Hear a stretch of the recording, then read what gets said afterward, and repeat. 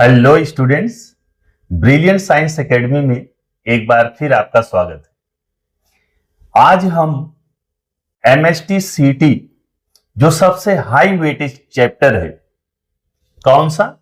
Vector algebra, यानी जो आपने 12th स्टैंडर्ड में वेक्टर्स चैप्टर पढ़ा है, सबसे हाई वेटेज चैप्टर है। सीटी में हर एक शिफ्ट में इस चैप्टर से ऑन एवरेज 6 क्वेश्चन आते ही आते हैं। अभी देखो, ये जो अभी एग्जाम हुआ आपका, ये 2025 में जो एग्जाम हुआ, मेरे पास जो डेटा है कुल 71 क्वेश्चन आए हुए हैं। 71 क्वेश्चन आए हुए हैं। तो आज हम इस चैप्टर का कुछ पीवाईक्यू करेंगे। बाकी भी वीडियो अगर लंबा होगा तो अलग अलग पार्ट में भी इसी चैप्टर्स के बाकी क्वेश्चन हम करने की ट्राई करेंगे। अच्छा, ये एक चीज ये क्लियर कर दूं, बच्चों के मन में बहुत डाउट होता है, सर कैसे पढ़ा जाए? क्या पीवाईक्यू रिपीट होता है क्या? तो my dear student, PYQ rare case में रिपीट होता है। अगर आप 4 या 5 साल का क्वेश्चन पेपर देखें तो रेयर केस में कोई क्वेश्चन रिपीट हुआ रहता है, बाकी हमेशा नए नए क्वेश्चन बनाते हैं। अब दूसरा सवाल है, अगर पीवाईक्यू रिपीट नहीं होता है तो हम इसको क्यों करें? इसलिए करना जरूरी है क्योंकि जब हम पीवाईक्यू करते हैं, पीवाईक्यू से क्या होता है, एक तो हमको ये आइडिया होता है कि इस चैप्टर से किस कॉन्सेप्ट पे क्वेश्चन आते हैं, क्वेश्चन कैसे बनता है। एक ये आ गया कि पूरे चैप्टर में हमको ये क्लियर हो गया कि किस किस कॉन्सेप्ट पे कैसे कैसे क्वेश्चन बनते हैं, कितना क्वेश्चन को ट्विस्ट किया जाता है, उसके डिफिकल्टी लेवल को कितना करते हैं। और दूसरी चीज ये होती है, हम पीवाईक्यू के थ्रू अपनी स्पीड को इंक्रीज कर सकते हैं। आपको मालूम है, मैथमेटिक्स में 50 क्वेश्चंस आते हैं जो कि हमको 1.5 घंटा यानी 90 मिनट में करना होता है। अब अगर आप देखें 90 मिनट्स, क्वेश्चन कितने हैं? 50 हैं, तो हर एक क्वेश्चन पे 1.5 मिनट पड़ता है। अब आप सोचो, एक क्वेश्चन करने के लिए 1.5 मिनट। कभी कभी तो क्वेश्चन इतना लेंथी होता है, उसका लैंग्वेज ऐसा होता है कि हमको उसको पढ़ने में कितना टाइम लग जाता है, 30 सेकेंड, 40 सेकेंड। 2 बार पढ़ते हैं, 3 बार पढ़ते हैं तो भी क्वेश्चन क्लियर नहीं होता है। तो पीवाईक्यू के थ्रू हमको जो करना है, जो हमारा टारगेट होना चाहिए, क्या होना चाहिए टारगेट हमारा टारगेट ये होना चाहिए, अपनी स्पीड को इंक्रीज करें, इंप्रूव करें, स्पीड इतनी फास्ट हो और कैलकुलेशन एक्यूरेसी, कैलकुलेशन जो करें वो करेक्ट करें, स्पीड के साथ करेक्ट कैलकुलेशन। और दूसरी चीज, पीवाईक्यू के थ्रू चैप्टर्स के सारे कॉन्सेप्ट हमको रिवाइज हो जाएगा। बहुत बार ऐसे कुछ लोग बोलते हैं कि पूरा फार्मूला याद कर लो। अब फार्मूला हम याद करने बैठेंगे तो कितना टाइम लगेगा?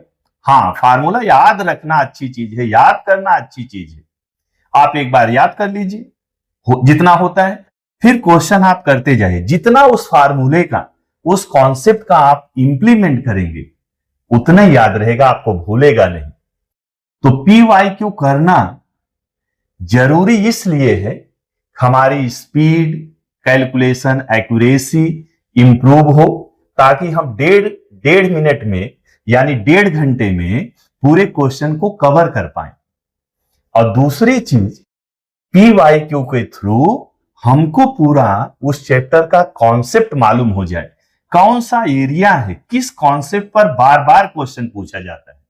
आइए, उम्मीद करता हूं आप वीडियो को बहुत ही पेशेंस के साथ देखेंगे।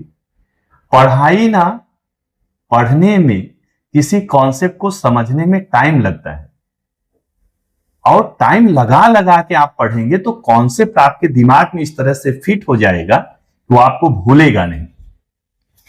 तो हम इस चैप्टर से कुछ पीवाईक्यू लिए हैं। अब आपके सामने देखो, पहला क्वेश्चन है।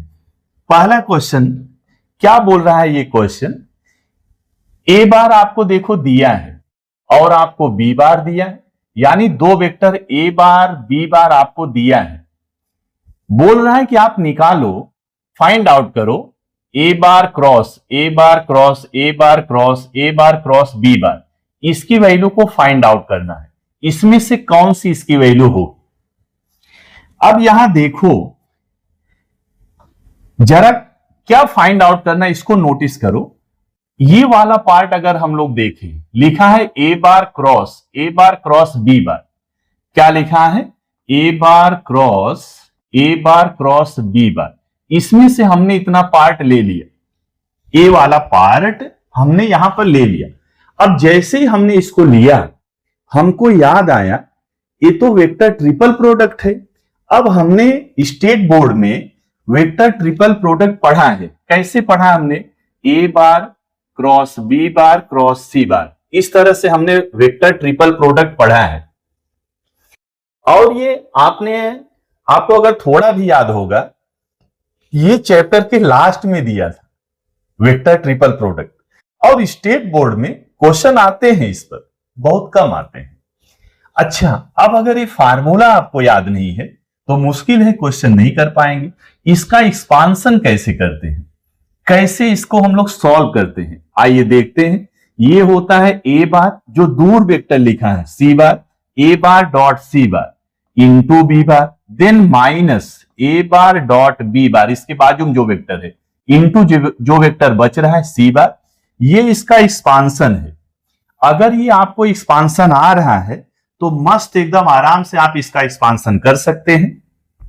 मैं आपको समझा रहा हूं, इसके लिए टाइम लग रहा है, बाकी आपको टाइम नहीं लगना चाहिए। ये आपको ध्यान में रखना है कि 1.5 मिनट में कैसे खट क्वेश्चन को कंप्लीट करें। और अगर मैं इसके बेस पे इसका एक्सपांशन कर दूं तो ये बन जाएगा ए bar dot B bar into ए बार डॉट बी बार, कौन सा वेक्टर बच रहा है? ए बार इंटू ए बार, देन माइनस इसके नजदीक में, इसके बाजू में कौन सा वेक्टर है? ए बार डॉट ए बार इंटू जो वेक्टर बचा बी बार। अब देखो टाइम कैसे इंक्रीज करना है, टाइम कैसे बढ़ाना है, स्पीड कैसे बढ़ाना है। ए बार डॉट बी बार, आपको ए बार दिया है और यहां देखो बी बार दिया है। अब दोनों का डॉट प्रोडक्ट रफली आपको निकालना है। आप स्टेट बोर्ड का एग्जाम नहीं देने जा रहे हैं कि पूरा आपको सोल्यूशन दिखाना है। अगर मैं इसका डॉट प्रोडक्ट निकालूं तो ये देखो 4i cap plus 3j cap plus k cap, B bar लिखा i cap minus 2j cap plus 2k cap. अब इसका अगर मैं डॉट प्रोडक्ट निकालूं, i का कोएफिशिएंट 4 है, यहां i का 1 है, तो 4 1 जा 4। यहां देखो j का 3 है, यहां j का माइनस 2 है, 3 2 जा 6 माइनस 6। k का 1 है, यहां पर k का 2 है, 2 1 जा 2, ये हो गया 2। 4 प्लस 2 6 माइनस 6 0 आ जाएगा। तो यहां आप जरा गौर करो, ये वाला ए बार डॉट बी बार 0 आ गया, ए बार से मल्टीप्लाई करेंगे पूरा 0 हो जाएगा, इसका काम खत्म हो गया। तो यहां पर क्या बच रहा है? ए बार डॉट ए बार इंटू बी बार, यानी अब इसका हमको ए बार का ए बार के ही साथ में डॉट प्रोडक्ट निकालना है। तो बस ऐसे क्वेश्चन जरा ध्यान से देखो, ये बार ये लिखा है, अगर ए बार का डॉट प्रोडक्ट ए बार से ही निकालना है तो यानी कि इसको अपने मन में 2 बार आप लिख लो, ए बार डॉट ए बार, तो 4 और वहां भी आई का कोएफिशिएंट 4, 4 4 जा कितना हो जाएगा? 16। जे का 3, उसमें भी जे का 3, 3 3 जा 9 हो जाएगा। यहां देखो के का 1, जब दूसरी बार लिखोगे वहां भी के का 1, 1 1 जा 1 हो जाएगा, तो 9 प्लस 1 10 प्लस 16 करोगे 26। ये तो हमने पहले देख लिया कि ये 0 आ गया। अब ये आ गया माइनस ए बार डॉट ए बार कितना आया? 26 माइनस 26 बी बार। अब जरा आप ध्यान दो, यहां पर जो ये वाला टर्म हमने लिया था, ये वाला टर्म, इसकी वैल्यू हमको मिल गई माइनस 26 बी बार, और इसमें जो बचा हुआ है उसको वापस से पूरा अरेंज करते हैं। तो यहां ध्यान से देखो, A bar cross A bar cross, इसकी वैल्यू हमने निकाल लिया, कितना निकाला है? माइनस 26 बी बार, ये हो गया। वापस से यहां देखो, ए बार क्रॉस प्रोडक्ट, ये देखो ध्यान से देखो, ये दोनों का क्रॉस प्रोडक्ट निकालना है, ध्यान से एकदम ध्यान से। तो -26 जो है ये तो मैग्नीट्यूड है, उसका क्रॉस प्रोडक्ट से क्या लेना देना। तो ए बार क्रॉस बी बार यहां पर आ जाएगा, ए बार क्रॉस बी बार। वापस देखो, A bar cross -26 A bar cross B bar. अब अगर यहां से यहां तक आप ध्यान दो तो -26 ये मैग्नीट्यूड है, इसका क्रॉस प्रोडक्ट से क्या लेना देना, इसको ऐसे लिख दिया। फिर यहां पर जो बचा ए बार क्रॉस, यहां पर क्या है, ए बार क्रॉस बी बार, ये हो गया।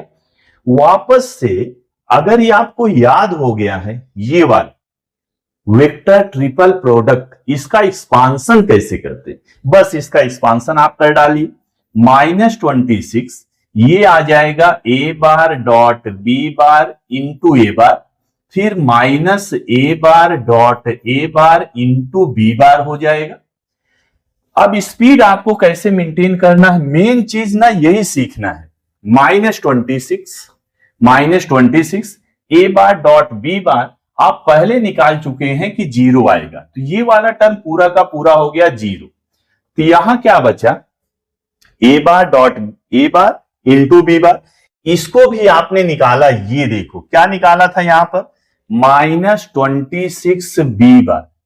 अब यहां ध्यान दो, जब आप माइनस इंटू माइनस करोगे प्लस आएगा, 26 इंटू 26। अब आप जितना फास्ट मल्टीप्लीकेशन कर सकते हैं उतना जल्दी आंसर आपको मिल जाएगा।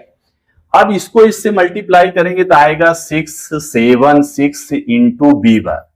अब हम ऑप्शन पे जाते हैं, कौन सा ऑप्शन आपको करेक्ट दिख रहा है, करेक्ट ऑप्शन है बी। तो मेन चीज PYQ के थ्रू जो हमको सीखना है, स्पीड प्लस एक्यूरेसी और प्लस क्या, कॉन्सेप्ट। चलिए आगे वाला क्वेश्चन लेते हैं। आओ, सेकंड क्वेश्चन है, ए bar B bar C bar are 3 coplanar vectors. ये तीनों कोप्लेनर हैं, यानी these 3 vectors lie on the same plane such that mod of A bar, ध्यान से क्वेश्चन देखो, मॉड ऑफ ए बार क्या दिया आपको, 1 दिया है, मॉड ऑफ बी बार क्या दिया है, 2 दिया है, and B bar dot C bar 8 दिया है। Angle between B bar and C bar is 45। दो वेक्टर जो बी बार और सी बार हैं, दोनों के बीच का एंगल भी दिया है 45 डिग्री। तो आपको फाइंड आउट करना है, ये देखो मॉड थोड़ा दूर लिखा है, mod of A bar cross B bar cross C bar. मैं यहां लिख दे रहा हूं क्या निकालना है, ए bar cross B bar cross C bar, ए bar cross B bar cross C bar. अब इसका मैग्नीट्यूड ये आपको फाइंड आउट करना है। अब हमको याद आ रहा है, अभी अभी हमने वेक्टर ट्रिपल प्रोडक्ट का कॉन्सेप्ट पढ़ा, लेकिन ध्यान रखो उससे क्वेश्चन नहीं आएगा। अगर उससे हम लोग इसका एक्सपांसन करें तो ए बार डॉट बी बार मिलेगा, कहीं कहीं मिलेगा ए बार डॉट सी बार, जो कि निकालना पॉसिबल नहीं है। तो फिर इसको हम लोग कैसे करेंगे, आइए इसको मैं बताऊं इसको कैसे करना है। अब आपने दो वेक्टर का क्रॉस प्रोडक्ट पढ़ा है, दो वेक्टर का क्रॉस प्रोडक्ट आपने पढ़ा है। मान लो हमारे पास एक वेक्टर ए बार है, दूसरा बी बार है, दोनों का cross product mod of A bar mod of B bar into यहां लिखते हैं sine of angle between A bar and B bar. मान लो ए बार बी बार के बीच एंगल थीटा है, तो यहां थीटा लिखते हैं, लेकिन अभी ये रॉन्ग है। एक्चुअली ये क्रॉस प्रोडक्ट जो होता है वेक्टर प्रोडक्ट होता है। अभी आपने मैग्नीट्यूड लिखा है, वेक्टर के लिए आपने कुछ बताया नहीं। आपको याद होगा यहां पर हम लोग एक यूनिट वेक्टर एन कैप लगाते हैं, लेकिन अगर इसी को मैं ऐसे लिख दूं, इसी को अगर मैं ऐसे मॉड में कर दूं, तो यहां पर आपको n cap unit vector direction बताने की जरूरत नहीं है, ये मॉड ही हो जाएगा, मैग्नीट्यूड ही हो जाएगा। अगर उसी कॉन्सेप्ट से मैं इसको लिखूं, इसको अगर मैं लिखूं तो इसको मैं लिख सकता हूं mod of A bar into mod of B bar cross C bar into sine. अब यहां आपको ध्यान देना है, यहां हमने दो वेक्टर में इसको कन्वर्ट कर दिया। जैसे यहां पर देखो दो वेक्टर है, ए बार है बी बार है, फिर यहां साइन ऑफ एंगल, ये जो एंगल लिखा है दोनों वेक्टर के बीच का एंगल है थीटा। यहां पर सर कौन से दो वेक्टर हैं, एक ए बार है दूसरा बी बार क्रॉस सी बार है। अब यहां पर अगर मैं लिख दूं कि ये दोनों वेक्टर के बीच एंगल 90 डिग्री बनेगा, तो क्या आपको समझा क्या? शायद नहीं समझा। आओ इसको बताता हूं। एबीसी आर 3 कोप्लेनर वेक्टर्स, तीनों कोप्लेनर हैं, यानी एक ही प्लेन में है, तीनों वेक्टर एक ही प्लेन में लाई कर रहे हैं। आओ डायग्राम से समझे। मान लो ए बार है, यहां कहीं बी बार है, यहां कहीं एक वेक्टर सी बार है, एक ही प्लेन, ये जो बोर्ड है इसी पे तीनों लाई कर रहे हैं। अब यहां ध्यान से आपको इतना समझ में आता, अगर मैं यहां से बी बार क्रॉस सी बार निकाल लूं तो आपको मालूम है कि सर ये तो एक ही वेक्टर होता है। B bar cross C bar is a vector perpendicular to the plane of B bar and C bar. यानी आप पेन ध्यान से देखो, ये जो बी बार क्रॉस सी बार है कुछ ऐसा वेक्टर आपको दिखेगा, इस टाइप का वेक्टर, यानी बी बार क्रॉस सी बार इस प्लेन पे परपेंडिकुलर। तो आप जरा ध्यान दो, ये जो बी बार क्रॉस सी बार है और ए बार दोनों क्या है, दोनों के बीच एंगल कितना बन रहा है? 90 डिग्री बन रहा है। B bar cross C bar is perpendicular to the vector A bar, दोनों के बीच एंगल बन गया 90 डिग्री। अब यहां से ध्यान दो, मॉड ऑफ ए बार अपने को दिया है 1, इसकी जगह 1 लिख दिया। ये अपने को मालूम नहीं है, B bar cross C bar, ये ऐसे लिख दिया, साइन 90 1 होता है, यानी यहां से अपने को मिल गया mod of B bar cross C bar. फिर बात फंस गई, आंसर तक हम लोग नहीं पहुंचे। अब यहां से देखो B bar cross C bar, B bar cross C बार, अगर मैं इसका क्रॉस प्रोडक्ट निकालूं फिर वापस से वही कॉन्सेप्ट यहां पर मैं अप्लाई करूं, तो इसको मैं लिखूंगा mod of B bar, mod of C bar into sine B bar और सी बार के बीच का एंगल। ध्यान से क्वेश्चन रीड करो, B bar and C bar इसके बीच का एंगल 45 डिग्री दिया है, ये हो जाएगा साइन 45 डिग्री। मॉड ऑफ बी बार आपको ऑलरेडी दिया है, कितना दिया है? 2 दिया है, यहां हमने लिख दिया 2 और ये लिख दिया mod of C bar. Sine 45 की वैल्यू होती है 1/√। ध्यान से देखो, अब भी हमको इसका आंसर मिला नहीं। किसने फंसा दिया? मॉड ऑफ सी बार ने फंसा दिया। अगर मॉड ऑफ सी बार निकल जाता, कहीं से मिल जाता, तो उसकी वैल्यू यहां पर हम लोग सब्स्टिट्यूट करते और पूरा इसकी वैल्यू अपने को मिल जाती। आइए इसको मैं ऐसे इक्वेशन 1 यहां बना दिया। Mod of C bar, mod of C bar कैसे निकालेंगे उसको देखो ध्यान से। क्वेश्चन अगर ध्यान से रीड करो तो एक और इंफॉर्मेशन दिया है, बी बार डॉट सी बार भी दिया है। अगर मैं बी बार डॉट सी बार निकालूं डॉट प्रोडक्ट, तो mod of B bar mod of C bar into cos of angle between B bar and C bar. B bar और सी बार के बीच angle कितना दिया है? 45 डिग्री दिया है, और बी बार डॉट सी बार की वैल्यू अपने को 8 दिया है, तो यहां हमने लिख दिया 8। Mod of B bar, mod of B bar अपने को 2 दिया है तो 2 लिख दिया। Mod of C bar cos 45 कितना हो जाएगा? 1/√2 हो जाएगा। अब यहां से अगर अपने को मॉड ऑफ सी बार निकालना है तो ये देखो 8, √2 इधर आएगा इंटू √2, 2 इधर आएगा हो जाएगा डिवाइड, ये कटेगा आ जाएगा 4, तो मॉड ऑफ सी बार मिल गया 4√2। अब कुछ नहीं करना है, मॉड ऑफ सी बार की वैल्यू यहां लाओ रख दो और इसकी वैल्यू अपने को मिल जाएगी। तो कैसे यहां पर रखें? ये देखो 2 मॉड ऑफ सी बार बताओ कितना है? 4 टाइम्स ऑफ √2 1/√2। यहां ध्यान से देखो √2 कट गया, 2 4 जा कितना आ गया? 8 आ गया। इसका मतलब ये जो हमको वैल्यू निकालना था इसकी वैल्यू कितना है? 8 है। आओ ऑप्शन देखते हैं कौन सा ऑप्शन करेक्ट है। ऑप्शन ए करेक्ट है। ओके, मस्त है क्वेश्चन ना। चलो चलते हैं सेकंड हो गया। Now third question. Third question आपको क्या दिया है? If B bar and C bar are unit vectors, B bar और सी बार दोनों क्या है? यूनिट वेक्टर्स है। यूनिट वेक्टर्स आप समझते हैं, क्या समझते हैं यूनिट वेक्टर्स? जिसका मैग्नीट्यूड 1 होता है।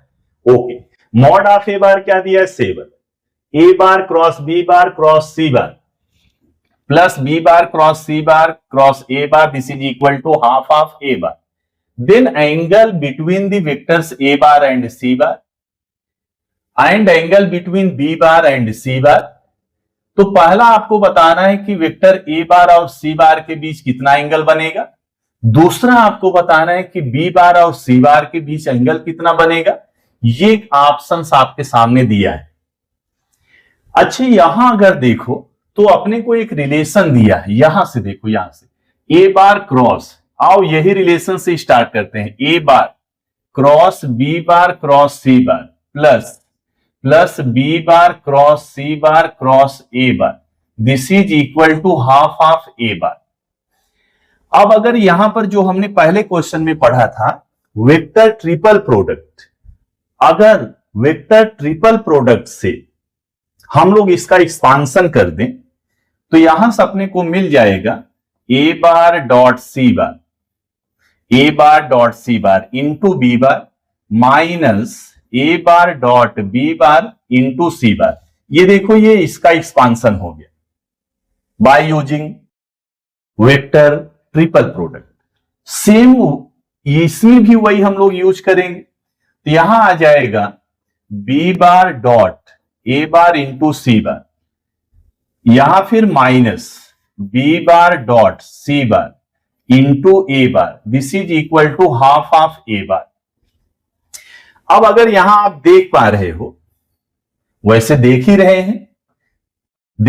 हैं, ये देखो A bar dot B bar, A bar dot B bar, आपको मालूम है कि डॉट प्रोडक्ट कम्यूटेटिव होता है। कम्यूटेटिव का मतलब क्या, A bar dot B bar, इसको हम लोग लिख सकते हैं बी बार डॉट ए बार। अगर ध्यान से देखो ये वाला टर्म और ये वाला टर्म दोनों सेम है, इक्वल है। अब एक प्लस में है दूसरा माइनस में, तो मैं इसको इससे कैंसिल कर सकता हूं। बचा क्या, A bar dot C bar into B bar, this is equal to क्या लिखा है, हाफ ऑफ ए बार। अगर मैं इसको राइट हैंड साइड में ले लूं तो ये हो जाएगा प्लस बी बार डॉट सी बार इंटू ए बार, ए बार डॉट सी बार इंटू बी बार। इधर मैंने ए बार कॉमन ले लिया तो half plus B bar dot सी बार इंटू ए बार। अब यहां देखो ये दोनों वेक्टर ए बार और बी बार, यहां पर दो वेक्टर हैं, बी बार का कोएफिशिएंट ए है, ए बार का कोएफिशिएंट ये है, और दोनों B bar and C bar are unit vectors. दोनों क्या है, यूनिट वेक्टर्स हैं। अब यहां से आपको कुछ नहीं करना है। अब दोनों अगर यूनिट वेक्टर है और अपने को पैरेलल वेक्टर दिया नहीं है, अगर पैरेलल वेक्टर दिया होता तो इसके कोएफिशिएंट में कोई न कोई रिलेशन मिलता, लेकिन ये पैरेलल वेक्टर नहीं दिया है, ए बार और बी बार पैरेलल वेक्टर नहीं दिया है।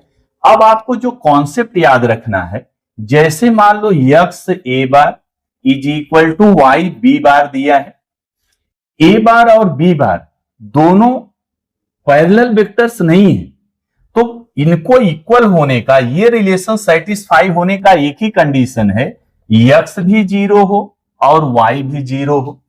तो यहां से हमको मिल गया कि A bar dot C bar equal to 0 and यहां से मिल गया half plus B bar dot C bar equal to 0। ये कॉन्सेप्ट आप याद रखो। अगर एक रिलेशन आपको ऐसा दिया है, x A bar is equal to y B bar, दोनों वेक्टर ए बार और बी बार पैरेलल नहीं है, कोलिनियर नहीं है, तो इसका कोएफिशिएंट इक्वल टू 0, इसका कोएफिशिएंट इक्वल टू 0, तभी ये कंडीशन सेटिस्फाई होगी, otherwise this condition will not satisfy.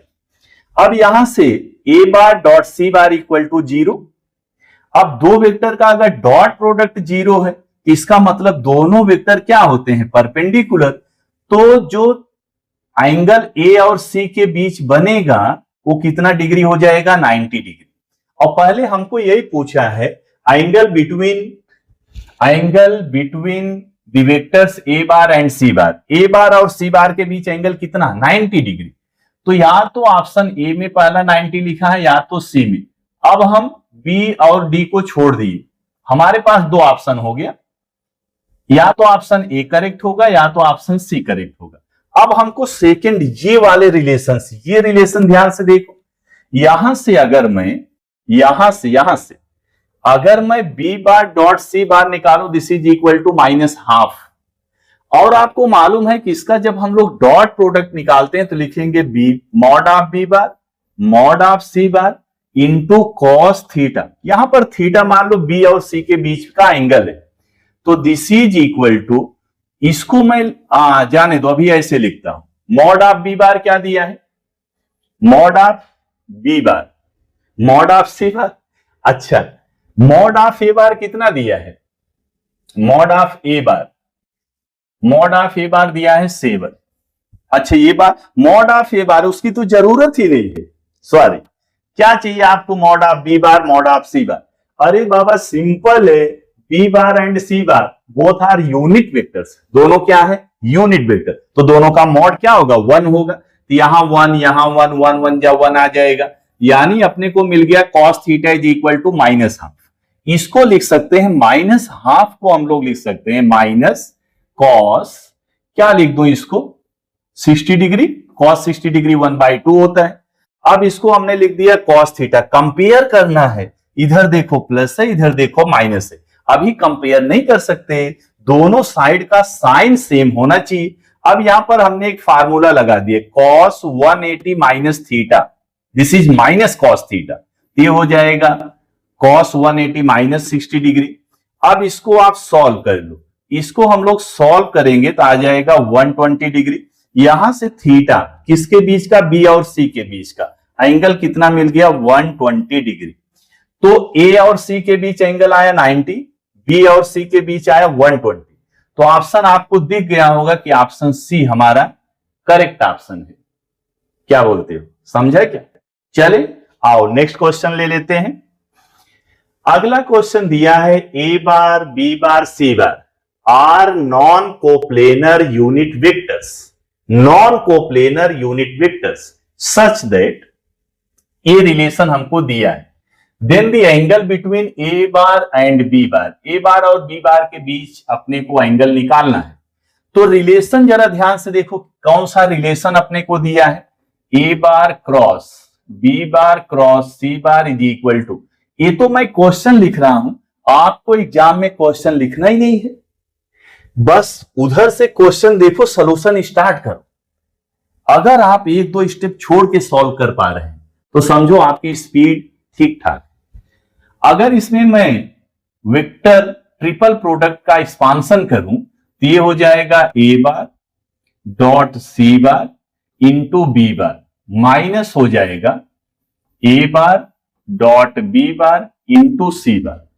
Right hand side देखो, अगर मैं इसको एक्सपांड करके लिखूं तो ऐसे लिख सकता हूं 1/√2 B bar plus 1/√2 times of C bar. अब यहां देखो बी बार का कोएफिशिएंट ए बार डॉट सी बार, यहां बी बार का क्या है? 1/√2। यहां अगर आप देखो ये minus of A bar dot B bar, this is also equal to 1/√2। इसको मैं लिख सकता हूं ए बार डॉट बी बार, यहां पर हमने कर दिया माइनस। हमको किसके बीच का एंगल चाहिए? Then angle between A bar and B bar, इसके ए बार और बी बार के बीच का एंगल। तो इसका काम खत्म हो गया, इससे हमको कोई लेना देना नहीं। अब अगर मैं ए बार डॉट बी बार निकालूं तो ये आपको मालूम है, ये आता है mod of A bar mod of B bar cos theta. मान लो ए बार और बी बार के बीच का एंगल क्या है? थीटा है। तो this is equal to -1/√2 A bar B bar. आओ क्वेश्चन वापस से रीड करें। A bar B bar C bar non coplanar है और क्या है? यूनिट वेक्टर्स है। यूनिट वेक्टर्स है तो मॉड कितना आएगा? 1 यहां 1 यहां 1 1 1 जा 1, यानी मिल गया cos theta is equal to -1/√2। इसको मैं लिख सकता हूं माइनस कॉस π/4। सब ऑप्शन पाई में दिया है, रेडियन, पाई रेडियन, तो हम भी यहां पर पाई ले रहे हैं। π/4 यानी 45 डिग्री, 1/√2 होता है माइनस। अभी मैंने बताया कि अभी आप कंपेयर नहीं कर सकते, इधर प्लस है इधर माइनस है, तो कंपेरिजन नहीं कर सकते, इधर भी आपको प्लस बनाना होगा। तो cos theta is equal to, इसको मैं लिख सकता हूं पाई माइनस π/4। आपको फार्मूला याद होगा, क्या याद है? Cos pi minus theta this is equal to minus cos theta, ये फार्मूला। तो यहां से अपने को मिलेगा cos theta is equal to cos 4 pi minus 1 pi हो गया 3 पाई बाई 4। अब अगर मैं दोनों साइड का कंपेयर करूं तो थीटा निकल के आता है 3 पाई बाई 4। अब बताओ कौन सा ऑप्शन करेक्ट है? ऑप्शन डी करेक्ट है, 3 pi by 4। Question number 4, which option is correct? D. चलो आते हैं क्वेश्चन नंबर 5। मस्त क्वेश्चन है, और ऐसे ही क्वेश्चन जब आता है ना, ध्यान से देखो 1 2 3 4 4 लाइन में क्वेश्चन लिखा है। ऐसे क्वेश्चन में टाइम को किस तरह से मैनेज करें, कैसे खटाखट क्वेश्चन को रीड करना है, क्वेश्चन का इंफॉर्मेशन समझना है, और क्वेश्चन को कैसे 1.5-2 मिनट में सॉल्व करना है। जरूरी नहीं कि हर क्वेश्चन आप 1.5 मिनट में कर पाओ, कोई 2 मिनट लगाएगा, किसी में 2.5 मिनट लगेगा, बाकी किसी में 1 मिनट भी लगेगा, आधे मिनट में भी कोई हो जाएगा। तो इस तरह से टाइम को मैनेज करना है। आइए क्वेश्चन जरा देखो ध्यान से। ABCD अ क्वाड्रिलेटरल, क्वाड्रिलेटरल है तो बिना देर किए हुए खट से ऐसे बना देना है क्वाड्रिलेटरल। ये बन गया क्वाड्रिलेटरल। नेमिंग कर दो, ABCD दिया, ABCD हो गया। इसमें बोल रहा है कि AB बार को A बार लिख दो, AB बार को हमने लिख दिया A बार। बोल रहा है कि भाई AD बार को B बार लिख दो, AD बार को हमने B बार लिख दिया। AC बार यानी इसका ये जो डायगोनल है, इसका जो ये देखो ये जो डायगोनल है, बोल रहा है कि इसको आपको लिखना है 3A बार प्लस 2B बार, ये इसका डायगोनल हो गया। अब आगे ध्यान से पढ़ना है। इफ इट्स एरिया यानी इस क्वाड्रिलेटरल का एरिया, ऐसे इंफॉर्मेशन लिखते जाने हैं, ऐसे लिखते जाना है। एरिया क्वाड्रिलेटरल ABCD बोल रहा है कि इज मतलब is equal to alpha times, alpha times मतलब अल्फा से मल्टीप्लाई करना है। किसको अल्फा से मल्टीप्लाई करना है? The area of the parallelogram with AB bar AD bar as adjacent sides. यानी बोल रहा है कि एक पैरेललोग्राम है जिसका एडजेसेंट साइड AB बार और AD बार है, उसके एरिया से इसको मल्टीप्लाई कर दो। तो जो पैरेललोग्राम, आओ एक फार्मूला याद दिलाओ। अगर ऐसे कोई पैरेललोग्राम है, इसका ये साइड A बार है, ये साइड B बार है, तो इसका एरिया हो जाएगा mod of A bar cross B बार। यहां ये जो पैरेललोग्राम है ना, इसका एडजेसेंट साइड ये है, क्या है? AB बार और AD बार, तो इसका एरिया हो जाएगा AB बार क्रॉस AD बार। क्या बोलते हो, समझे क्या ये? अच्छा इतना समझ गए, इतना आप समझ गए। इधर क्या लिखा है? Area quadrilateral ABCD। ये ABCD क्वाड्रिलेटरल है, इसका एरिया। अगर आप यहां ध्यान दो, इस क्वाड्रिलेटरल में 2 ट्रायंगल बना है, एक ये ट्रायंगल बना है और दूसरा ये ट्रायंगल बना है। अब आपको फार्मूला याद रखना है। मान लो ये कोई ट्रायंगल है, इसका A बार है, ये वाली साइड B बार है, तब इस ट्रायंगल का एरिया होता है half mod of A bar cross B बार। यानी ट्रायंगल का एडजेसेंट साइड्स, एक A बार है दूसरा B बार है, तो इसका area half into mod of A bar cross B बार। तो यहां देखो ये जो ट्रायंगल है, अगर मैं इसका एरिया निकालूं, ये देखो ये दोनों एडजेसेंट साइड्स हैं। अब इसका अगर मैं एरिया निकालूं इस वाले ट्रायंगल का, इसकी जगह पर मैं क्या लिख सकता हूं? Area of this triangle plus area of this triangle. इसका एरिया हमको जरा बताओ। Half mod of A bar cross 3A bar plus 2B बार। क्या बोलते हो, समझा क्या? इस वाले ट्रायंगल का एरिया आओ प्लस इसका एरिया, ये वाला ट्रायंगल, इसमें देखो एडजेसेंट साइड B बार है और ये 3A बार प्लस 2B बार। तो इसका अगर मैं एरिया निकालूं तो ये हो जाएगा प्लस, क्या लिखूं? प्लस हाफ मॉड ऑफ, क्या मॉड में लिखूं? किसको भी आगे पीछे लिख दो, 3A bar plus 2B bar cross product B bar, ये इसका area is equal to alpha into mod of AB bar. और ध्यान से देखो क्वेश्चन, AB बार को क्या बोला है? A बार क्रॉस B बार। बस आप इसको जैसे ही सॉल्व करेंगे ना, इसमें अल्फा की वैल्यू पूछा, अल्फा बताओ। अगर ऐसा ही रिलेशन इधर लाते हैं तो दोनों साइड हम कंपेयर करके अल्फा की वैल्यू बता सकते हैं। आओ इसको देखो, हाफ, अगर मैं इसमें इसका क्रॉस प्रोडक्ट निकालूं, यहां पे गाड़ी फंस सकती है, इसके लिए यहां ध्यान से देखना है। ए बार इसका पहले इसके साथ क्रॉस प्रोडक्ट, तो 3 तो मैग्नीट्यूड है, ये देखो ए बार क्रॉस ए बार हो जाएगा, यहां देखो प्लस 2 बाहर निकाल लो, ए बार क्रॉस बी बार हो गया, और आगे बढ़ो हाफ, इसमें ये पहला टर्म ले लो बी बार से, 3 ए बार क्रॉस बी बार और plus 2 B bar cross B bar, और राइट हैंड साइड यही रहेगा आपका, ये इधर भी मॉड लगा है। अच्छा, ए बार क्रॉस ए बार, ये आपको मालूम है किसी सेम वेक्टर का क्रॉस प्रोडक्ट होता है 0, तो ये तो पूरा हो जाएगा क्या, ये 0 हो जाएगा, ये बचेगा, अब बाहर 1/2 है, यहां 2 है, 2 कट जाएगा, ए बार क्रॉस बी बार ये आ जाएगा। अच्छा, यहां देखो, यहां ये 0 हो जाएगा, ये पूरा क्या हो जाएगा 0, ये बचेगा, यहां 3 है 1/2, यानी इसको लिख सकते हैं, क्या लिख सकते हैं हम लोग, 3/2 mod of 3/2 mod of A bar cross B bar is equal to, यही लिखा है alpha mod of A bar cross B bar. अच्छा, ये देखो mod of A bar cross B bar और mod of A bar cross B bar, ये 1 times है। अब आपको यहां पर ना ऐड करने आना चाहिए, ये देखो 2 1 जा 2 प्लस 3 5/2, या यहां अगर आपको नहीं समझ रहा है तो ए बार क्रॉस बी बार अगर कॉमन ले लो तो यहां से 1 बचेगा, यहां से 3/2 बचेगा, this is equal to alpha A bar cross B bar. यहां देखो, अब इसको अगर प्लस कर दो, 2 1 जा 2 प्लस 3 5/2, ये हो जाएगा 5/2 mod of A bar cross B bar, this is alpha into mod of A bar cross B bar.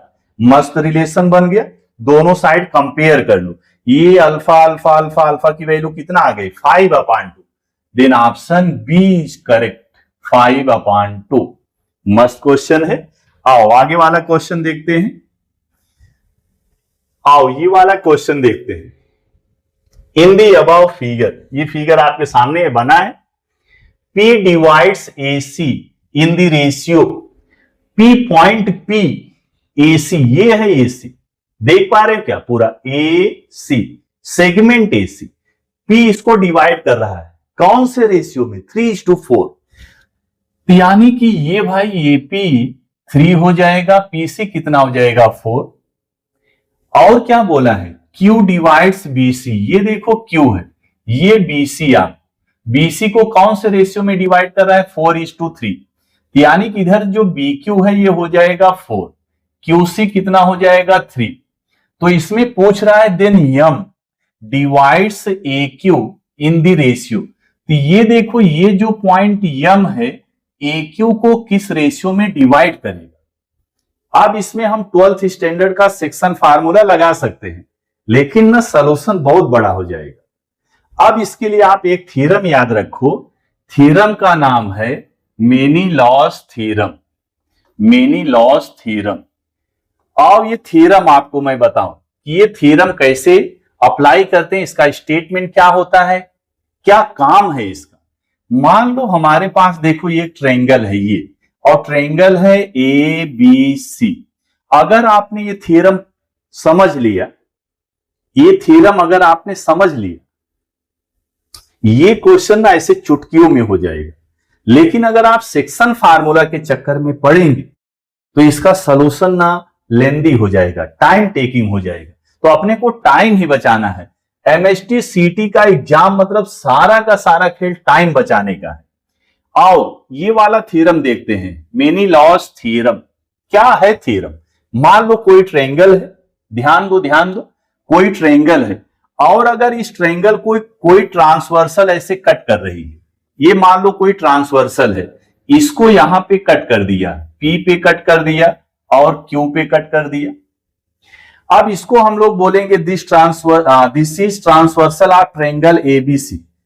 लेकिन अब मुश्किल है कि ये तो दो ही साइड को कट कर रही है, तीसरी को कट नहीं कर रही है, तो तीसरी साइड को कुछ इस तरह से कट कराओ, ये जो है ना इसको आप ऐसे एक्सटेंड कर दो, इधर बढ़ा दो, यहां पर ऐसे बढ़ा दो, ये वाला पार्ट इसका एक्सटेंडेड पार्ट है, एक्सटेंडेड पार्ट है ये वाला, ये देख रहे हो ग्रीन कलर वाला, और मान लो यहां पर है आर, क्या है यहां पर आर है।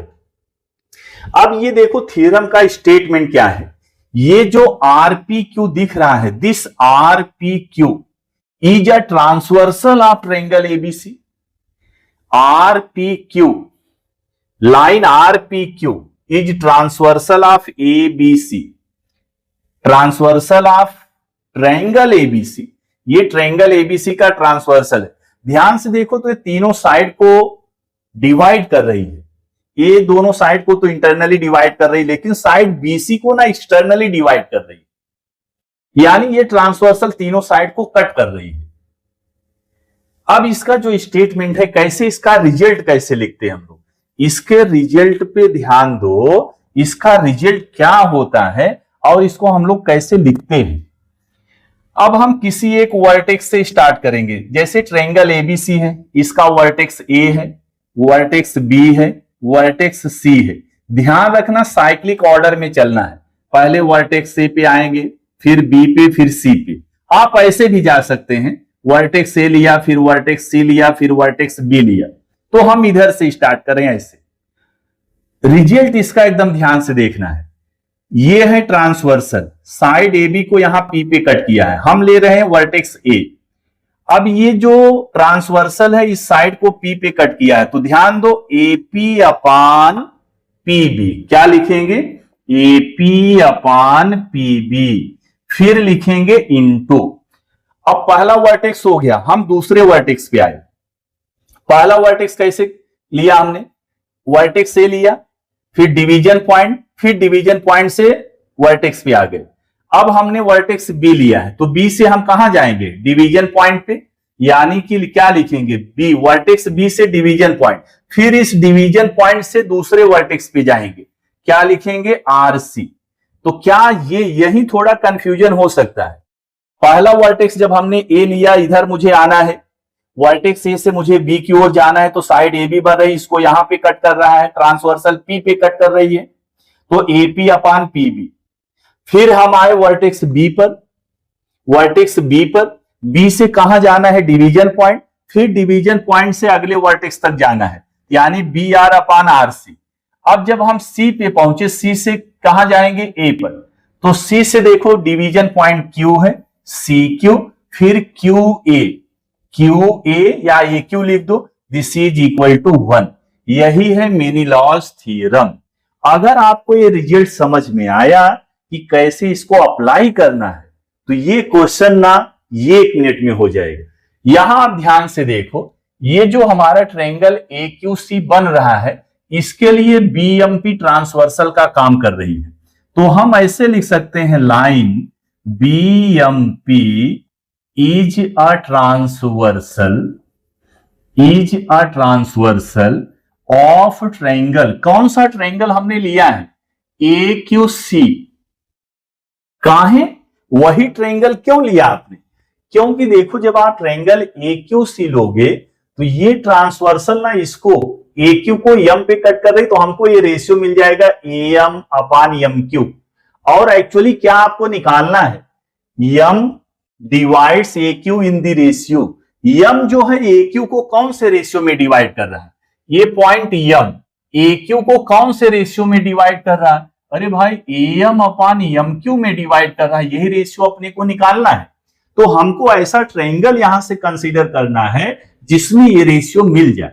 तो हमने ट्रायंगल AQC ले लिया, ये जैसे देखो यहां पर ABC है, ऐसे हमने AQC ले लिया, और यहां पर ट्रांसवर्सल क्या है RPQ, यहां ट्रांसवर्सल क्या है BMP। अब जब इसमें हम यही थ्योरम अप्लाई करेंगे तो हमारा ट्रायंगल क्या है हमारा ट्रायंगल AQC। तो हम A से Q पे आएंगे, Q से C, C से फिर इधर, हालांकि इधर जाना नहीं है, A पे आके रुक जाना है, उसके आगे नहीं बढ़ना है। अब यहां से इसी थ्योरम से हम इसको क्या लिख सकते हैं, AM अपान MQ, क्या लिख सकते हैं AM अपान MQ इनटू। अब जब दूसरी वर्टेक्स यहां से Q पर आए, Q से जाएंगे डिवीजन पॉइंट तक, ये हमारा ट्रांसवर्सल है, तो Q से ये देखो साइड QC को ये ट्रांसवर्सल हमारा B पे कट किया है, जैसे आर पी क्यू, ये ट्रांसवर्सल साइड बीसी को आर पे कट किया था तो बी आर फिर आर सी लिखा था, ऐसे क्या लिखेंगे क्यू बी, या आप बी क्यू लिख दो, क्यू बी लिखो, क्यू बी, बी से कहां जाओगे सी तक, तो बी सी, फिर ये वर्टेक्स से हम यहां पे आ गए, यहां से ए की ओर जाना है, तो सीपी अपान क्या हो जाएगा, सीपी अपान हो जाएगा P A, this is equal to 1। अगर ये रिजल्ट लिखने आ गया, ये तो हमको बताने में समझाने में इतना टाइम जा रहा है, अब आपको ऐसे देखे खट से यहां से स्टार्ट कर देना है, तो A M upon M Q ये तो अपने को निकालना है, A M upon M Q निकालना है, into B Q upon B C. अब ध्यान से देखो बी क्यू कितना दिख रहा है 4 दिख रहा है, अपान बी सी देखो, ये देखो 4 ए 3, तो कितना हो जाएगा 7, इंटू सीपी बताओ, सीपी कितना है 4 है, और ये पीए बताओ कितना है 3 है, दिस इज इक्वल टू 1। ये बताओ इसको सॉल्व करोगे कितना आएगा, 4 4 जा 16, यानी M upon M Q into 4 4 जा कितना 16 अपान 7 3 जा कितना 21 इज इक्वल टू 1। तो जब यहां से हम एम अपान एम क्यू निकालेंगे, 21 इधर डिवाइड है, इधर जाएगा ऊपर हो जाएगा, अपान में कितना आ जाएगा 16, तो आ गया 21 अपान 16। क्या दिख रहा है, ये देखो ये 21 अपान 16, तो कौन सा ऑप्शन करेक्ट है, option number C, option number C. क्या बोलते हो, समझा क्या, मस्त है। इस पे तो क्वेश्चन, ये देखो 2-3 क्वेश्चन आया, अभी आगे हम लोग करेंगे तो और भी इस पे क्वेश्चन मिलेगा। तो बस एक नई चीज आपको मिल गई जो शायद आपने स्टेट बोर्ड में यूज नहीं किया है, अब इसके थ्रू आप करेंगे। तो ये देखो कितने मिनट का खेल है, मुझे नहीं लगता कि इसमें आपको 1.5 मिनट लगेगा, 1 मिनट में आप कंप्लीट कर लेंगे। ये मुझे समझाने बताने में इतना टाइम लग गया। ओके, चल आगे वाला क्वेश्चन देखते हैं क्या है। आगे क्वेश्चन लिखा है, आपको दिया है ए बार, बी बार दिया है, सी बार दिया है। Are the sides of triangle ABC, ये तीनों ट्रायंगल एबीसी की साइड्स है। X y z are not all 0 such that A bar plus B bar minus C bar equal to 0, then value of lambda, तो lambda की value आपको बताना है। पहले ध्यान से देखो, A bar plus B bar minus C bar equal to दिया है 0। अब देखो टाइम कैसे बचाना है, अगर आप ए bar plus B bar minus C bar यहां से देख के बिना लिखे हुए अगर आप प्लस कर पा रहे हो, ए bar B bar minus C bar, तो ए बार में देखो आई कैप, इसका कोएफिशिएंट क्या है लैम्डा एक्स से, प्लस बी बार में आई का कोएफिशिएंट क्या है वाई है, और माइनस सी बार में जरा देखो माइनस जेड है, जब माइनस करोगे तो ये देखो प्लस हो जाएगा, ये हो जाएगा आई कैप। ऐसे ही प्लस बी प्लस जे कैप का, तीनों वेक्टर को आप ए bar plus B bar minus C bar, अब जे कैप अगर मैं कॉमन ले लूं तो बताओ यहां पर कितना है सर वाई है, यहां पर वाई है, जे कैप का कोएफिशिएंट, इसमें जे कैप का कोएफिशिएंट क्या है एक्स है, और यहां पर जे कैप का कोएफिशिएंट -2z है, तो माइनस करोगे यहां पर प्लस हो जाएगा 2z, जे कैप हमने कॉमन लिया है। ऐसी के कैप का कोएफिशिएंट देखो पहले ए बार में के कैप का कोएफिशिएंट क्या है 4z है, बी बार में देखो के कैप का कोएफिशिएंट क्या है 3y है। अच्छा सी बार में देखो के कैप का कोएफिशिएंट क्या है, ये देखो माइनस में है, तो जब ये माइनस करोगे प्लस हो जाएगा, प्लस क्या आ जाएगा लैम्डा प्लस 1 इंटू यक्स। अब इसमें हमने क्या कॉमन लिया के cap, this is equal to 0 bar. अब 0 बार को मैं ऐसे लिख सकता हूं 0 आई कैप 0 के कैप प्लस 0 के कैप। अगर मैं कोएफिशिएंट को कंपेयर कर लूं, आई कैप का क्या है 0, इधर आई कैप का क्या है lambda x plus y plus z is equal to 0, इसको बना दिया इक्वेशन 1। सेकेंड वाला देखो y plus x plus 2z, इसका भी 0 हो जाएगा, कंपेयर करेंगे, comparing coefficients of I cap J cap K cap on both the sides. K cap का बताओ क्या है 4z plus 3y plus lambda plus 1 into x equal to 0, ये इक्वेशन 3। अब ये कॉन्सेप्ट याद रखो, अगर किसी इक्वेशन में ऐसा आपको दिया है x y z are not all zero, are not all zero, अगर किसी वेक्टर के इक्वेशन में आपको ऐसा दिया है x y z are not all zero, तब इसका जो कोएफिशिएंट का डिटरमिनेंट बनेगा दिस इज इक्वल टू 0। तब जो डिटरमिनेंट ऑफ कोएफिशिएंट होगा इक्वल टू क्या होगा 0।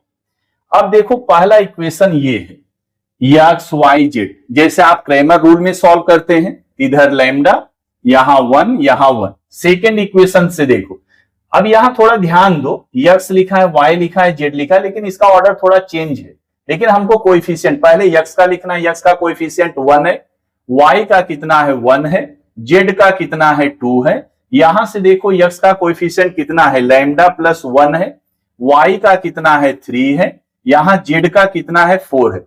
बस इसको सॉल्व करके लैम्डा की वैल्यू आप निकाल सकते हैं। अगर इसको हम सॉल्व करेंगे तो लैम्डा, ये देखो 4 1 जा 4 माइनस 3 2 जा 6 माइनस 1, उम्मीद है कि इसको सॉल्व करने आपको आता रहेगा, माइनस 1। तो ये देखो ये कॉलम ये रो कट हो गया, 4 1 जा 4 और माइनस इसको जब आप करोगे तो यहां पर आ जाएगा 2 लैम्डा और माइनस 2 आ जाएगा प्लस 1, ये देखो हो जाएगा 3 1 जा 3 minus lambda minus 1 this is equal to 0। यहां देखो कितना आया माइनस 2 लैम्डा आ गया, यहां पर देखो 4 माइनस 2 आएगा, ये ब्रैकेट देखो माइनस 1 है, ब्रैकेट में कितना आ रहा है 4 माइनस 2 2 माइनस 2 लैम्डा आ रहा है, माइनस से मल्टीप्लाई कर दो माइनस 2 और प्लस आ जाएगा 2 लैम्डा।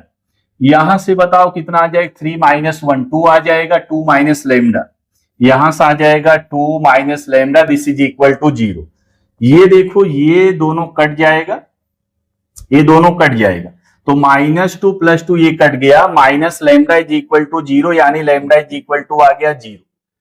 तो लैम्डा इज इक्वल टू 0 यानी कि इसका ऑप्शन ए करेक्ट है।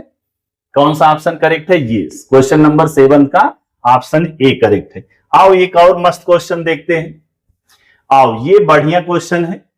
अल्फा बार आपको दिया है, अल्फा बार दिया है, सॉरी अल्फा नहीं सॉरी ए बार है, पहला वेक्टर ए बार दिया है, बी बार आपको दिया है and vector C bar coplanar. अच्छा क्वेश्चन ऐसे बोल रहा है ए bar B bar C bar ये तीनों क्या है? कोप्लेनर है। If C bar is perpendicular to A bar, तो ये देखो सी बार और ए बार परपेंडिकुलर है, तो इसका डॉट प्रोडक्ट क्या होगा? 0 होगा। तो अपने को बताना है देन सी बार इज, इसमें से कौन सा सी बार होगा? अच्छी ये बताओ तीनों वेक्टर क्या दिया है? कोप्लेनर दिया है। अपने को सी बार निकालना। अगर मैं सी बार को मान लू भाई एक्स आई कैप वाई जे कैप प्लस जेड के कैप है ये, तो ये सी बार हमने कंसीडर कर लिया। अब अपने को दिया है कि A bar B bar C bar ये तीनों वेक्टर क्या है? Are coplanar. हमको मालूम है कि अगर तीन वेक्टर कोप्लेनर हैं तो उसका बॉक्स प्रोडक्ट क्या होता है? बॉक्स प्रोडक्ट होता है 0। अच्छा अगर बॉक्स प्रोडक्ट में 0 बनाओ तो ए बार बताओ क्या है? 2 1 1, तो यहां पर लिख दूं 2 1 1। बी बार से क्या लिख दूं? 1 2 माइनस 1 1 2 माइनस 1 और सी बार से यहां पर क्या लिख दूं? X y z. अब अगर मैं इसको ध्यान से देखो, अगर इसको सॉल्व कर लूं तो ये आ जाएगा 2 इंटू इसका रो कॉलम कट कर दिया 2z, यहां से आ जाएगा 2z और ये माइनस वाई होगा तो यहां हो जाएगा प्लस वाई, माइनस ये लिखेंगे 1। अब इसका अगर मैं रिस्पेक्टिव कॉलम और रो कट करूं तो आ जाएगा z, यहां से आ जाएगा z प्लस एक्स और लास्ट में इधर 1 है 1, इसका रिस्पेक्टिव कॉलम रो कट किया तो आ जाएगा y माइनस हो जाएगा 2x this is equal to 0। अब इसको थोड़ा सॉल्व करूं तो ये बन गया 4z और प्लस यहां से क्या 2y, ये बन गया माइनस z माइनस x, ये बन गया plus y minus 2x equal to 0। अच्छे देखो माइनस 2x माइनस x ये हो जाएगा minus 3x, 2y plus y ये हो जाएगा +3y। अच्छा 4z माइनस जेड ये हो जाएगा +3z इक्वल टू 0। 3 से अगर मैं डिवाइड कर दूं तो -x plus y plus z is equal to 0। चलो इसको मान लेते हैं इक्वेशन 1 है। एक कंडीशन तो ये दिया था, तीनों वेक्टर क्या है, कोप्लेनर है। तो कोप्लेनर है तो हमको ये समझ में आ गया कि इसका क्रॉस प्रोडक्ट क्या होगा, 0 होगा, यानी कि ये डिटरमिनेंट क्या हो जाएगा, इक्वल टू 0। तो हमने जब इसको सॉल्व किया तो हमको ये देखो एक इक्वेशन मिल गया। और दूसरा एक दिया है सी bar dot A bar equal to 0। ऐसा क्यों, क्योंकि बोला है कि ये जो सी बार है this is perpendicular to A bar, दोनों वेक्टर परपेंडिकुलर है। अच्छा तो सी बार और ए बार का अगर डॉट प्रोडक्ट निकालो, ए बार आप यहां देख रहे हैं, सी बार यहां देख रहे हैं, मुझे मालूम है कि आपको डॉट प्रोडक्ट निकालने आएगा। x इंटू 2 करोगे तो बताओ कितना आ जाएगा, 2x। फिर y इंटू 1 बताओ, यहां पर y आ जाएगा, z इंटू 1 z आ जाएगा इक्वल टू 0। ये इक्वेशन नंबर 2 हो गया, ये हो गया equation number 2, C bar dot ए बार, सी बार डॉट ए बार। अच्छे यहां से देखो, अगर मैं इक्वेशन 2 में से 1 माइनस कर दूं, ध्यान से देखते रहो, ध्यान से, इक्वेशन 2 माइनस इक्वेशन 1 अगर करूं तो ये इक्वेशन 2 में से 1 माइनस कर रहा हूं तो इसका साइन चेंज होगा, यहां प्लस x, यानी कि आ जाएगा 3x। y माइनस वाई कटेगा, z माइनस जेड कटेगा इक्वल टू 0। क्या बोलते हो, x इज इक्वल टू 0 आ गया। अब अगर मैं x की वैल्यू इसमें इक्वेशन 1 में पुट कर दूं, क्या पुट कर दूं, put x is equal to 0 in equation number 1। Equation 1 में x की जगह क्या पुट कर दूं, 0। x की जगह अगर आप 0 पुट करोगे तो ध्यान दो, क्या बोलते हैं, y plus z is equal to 0 आ गया। इसका मतलब यहां से अगर मैं y निकालूं तो y आ जाएगा माइनस जेड। अरे सर यहां तो ऐसे भी हो सकता है, कैसे, ये देखो, अगर मैं z निकालूं तो माइनस y आ जाएगा। आओ अब जरा हम लोग वेक्टर c के बारे में सोचते हैं।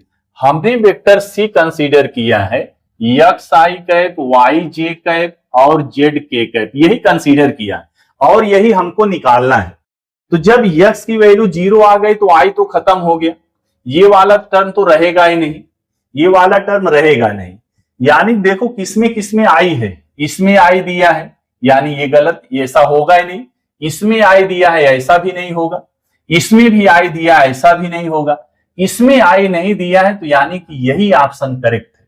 तो d is equal to option D, यानी जो सी वेक्टर है minus J cap plus K cap, ये ऑप्शन हमारा क्या है, करेक्ट है। तो 8वां डी, क्वेश्चन नंबर 8 का डी। अच्छा एक चीज और चेक करते हैं, सी बार डॉट ए बार क्या दिया है, 0, यानी ये जो सी बार है ए बार, अगर इसका मैं डॉट प्रोडक्ट निकालूं तो 0 आ जाएगा।